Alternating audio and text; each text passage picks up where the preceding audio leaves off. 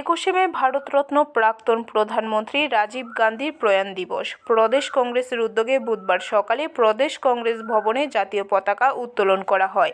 তারপর দলীয় পতাকা উত্তোলন করা হয় এবং রাজীব গান্ধীর মর্মর মূর্তিতে পুষ্পার্ঘ্য অর্পণ করেন দলীয় নেতৃত্ব। এরপর প্রদেশ কংগ্রেসের নেতৃত্ব ও কর্মী সমর্থক গান্ধীঘাটস্থিত শহীদ বেদিতে গিয়ে পুষ্পার্ঘ্য অর্পণ করে শ্রদ্ধা জানান। পরবর্তী সময়ে গান্ধীঘাট এলাকায় সেবা দলের পক্ষ থেকে বৃক্ষরোপণ করা হয়। অনুষ্ঠানে উপস্থিত ছিলেন প্রদেশ কংগ্রেস সভাপতি আশিস কুমার সাহা, বিধায়ক সুদীপ রায় বর্মন সহ অন্যান্যরা। ভারতরত্ন প্রয়াত প্রাক্তন প্রধানমন্ত্রী রাজীব গান্ধীর 35তম প্রয়াণ দিবস।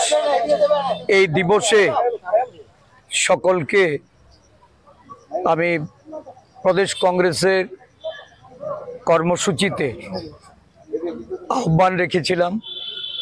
সমবেতভাবে আজকে আমরা প্রয়াত নেতার প্রতি শ্রদ্ধাঞ্জলি অর্পণ করি। ব্যুরো রিপোর্ট, খবর ত্রিপুরা।